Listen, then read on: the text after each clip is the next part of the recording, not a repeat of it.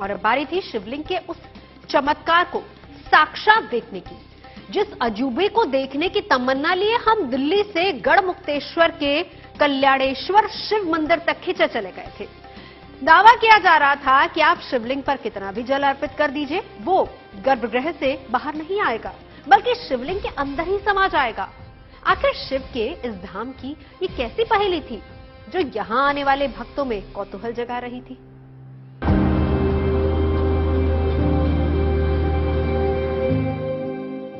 गढ़मुक्तेश्वर, जहां शिव के गणों को मिली थी अभिशाप से मुक्ति।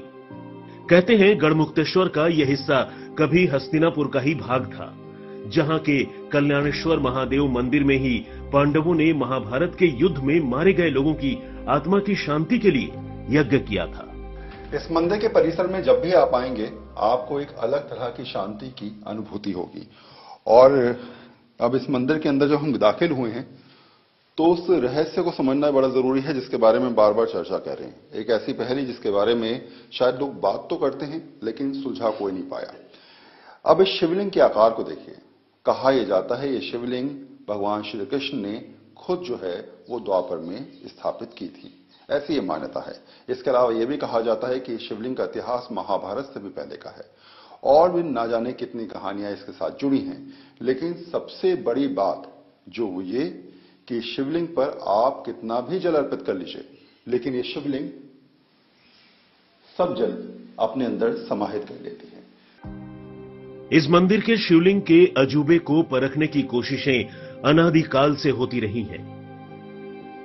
कहते हैं कि राजा नल ने मंदिर से गायब होते जल को परखने की ठानी। पौराणिक कथा है कि एक बार राजा नल ने यहां शिवलिंग का जलाभिषेक किया था। वो जितना भी जल चढ़ाते, वो उनके देखते ही देखते भूमि में समा जाता। ये चमत्कार देखकर राजा नल चौंक गए। उन्होंने इस रहस्य को जानने के लिए बैलगाड़ी से ढुलवाकर हजारों घड़े गंगा जल शिवलिंग पर चढ़ाया, लेकिन अदृश्य होते जल का रहस्य वो भी नहीं समझ पाए। इसके अलावा भी कई राजा महाराजा कल्याणेश्वर महादेव की शक्ति का परीक्षण करके हार चुके हैं, लेकिन वो भी इस पहेली की गुत्थी को नहीं सुलझा पाए कि आखिर पानी जाता तो जाता कहां है। राजा नहुष ये महाभारत कालीन राजा हुआ करते थे। इन्होंने दृढ़तावश, प्राउड, घमंडवश भगवान की परीक्षा करने के लिए कि जल कहाँ जा रहा है, उस पर इन्होंने हजारों घड़ा जल मंगवाए। उल्लेख तो लाखों घड़ा की आती है। सुबह से लेकर के ऐसा बताते हैं कि सूर्य उदय होने के पूर्व से लेकर के सूर्यास्त तक उन्होंने जल डाला, लेकिन उस जल का पता नहीं चला। तो उन्होंने कल्याणेश्वर महादेव से अपनी दृढ़ता और घमंड की प्रार्थना कहते हुए कि प्रभु मुझे क्षमा कीजिए, मैं मूर्खता आपकी परीक्षा ले रहे थे। किंवदंती है कि गढ़मुक्तेश्वर में गंगा के तट पर 3 शिवलिंगों को भगवान परशुराम ने स्थापित किया था। मुक्तेश्वर महादेव, झारखंडेश्वर महादेव, कल्याणेश्वर महादेव। इस स्कंद पुराण में इनका उल्लेख आता है कल्याणेश्वर के रूप में प्रभु के कि कल्याणेश्वर महादेव रहे हैं। तो कल्याणेश्वर के पर्यायवाची, इसके शब्द में पर्यायवाची खोजेंगे तो इस स्कंद पुराण में कई जगह उल्लेख आया है कल्याण करने के शिवलिंग में। तो इन्हीं शिवलिंग की परिकल्पना लोग मानते हैं, इसे भगवान परशुराम सर्वप्रथम पूजित किए थे। लेकिन कल्याणेश्वर महादेव का ये शिवलिंग दुनिया में अपनी तरह का अनोखा शिवलिंग है, क्योंकि एक तो ये ऊपर से 2 भागों में बंटा दिखता है, दूसरा एक शिवलिंग के ऊपर दूसरा शिवलिंग स्थापित है। ये अपने आप में अद्भुत शिवलिंग है, और ऐसी शिवलिंग आपने कहीं नहीं देखी होगी। खासियत क्या है जरा ये देखिए। पौराणिक तो है यही, पुराणों में इसका जिक्र किया गया है, और अगर आप समझें तो ये 2 शिवलिंगों को जोड़कर एक शिवलिंग का इसमें निर्माण किया गया है। पहली शिवलिंग अगर आप देखेंगे तो आपको यहां नीचे की तरफ नजर आ रही होगी, ये देखिए। इसके ठीक ऊपर की तरफ ये दूसरी शिवलिंग, और सिर्फ इस शिवलिंग को ऐसे ही रखा गया है, यानी कि दोनों शिवलिंगों को जोड़कर एक शिवलिंग का निर्माण किया गया है। ऐसा आपने शायद ही हिंदुस्तान में कोई दूसरी शिवलिंग देखी हो। अब बारी थी उस पहेली को बूझने की, जिसका दावा यहां अनादिकाल से किया जा रहा है। हमने भी महादेव के श्री चरणों में जल अर्पित करने का फैसला किया। तो जिस बारे में कहा जाता है कि यहां पर कितना भी जल अर्पित कर लीजिए, वो जल पता नहीं कहां चला जाता है, अदृश्य हो जाता है। ऐसे में जल जाता कहां है, ये समझ लेते हैं। चलिए।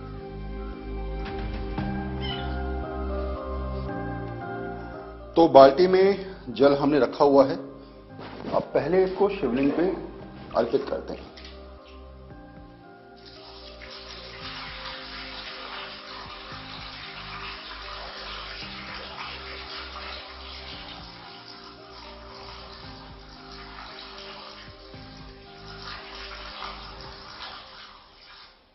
जल नजर आया आपको? कहीं नहीं आया। फिर देखिए,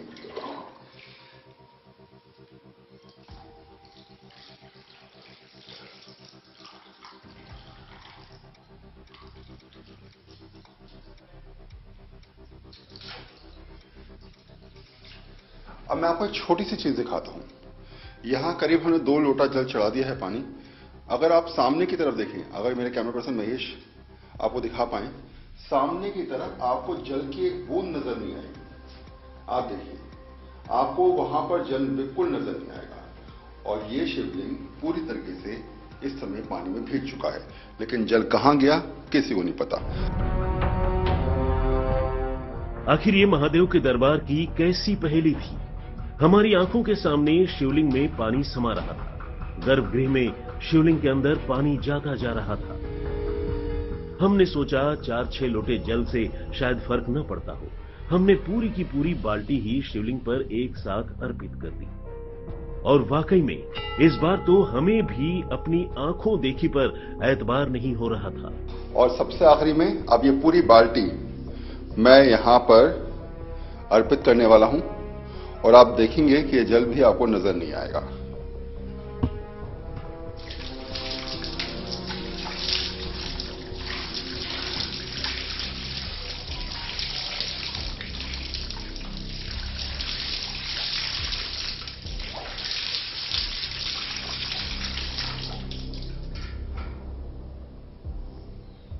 आप देखेंगे सारा जल जो है वो गायब हो चुका है।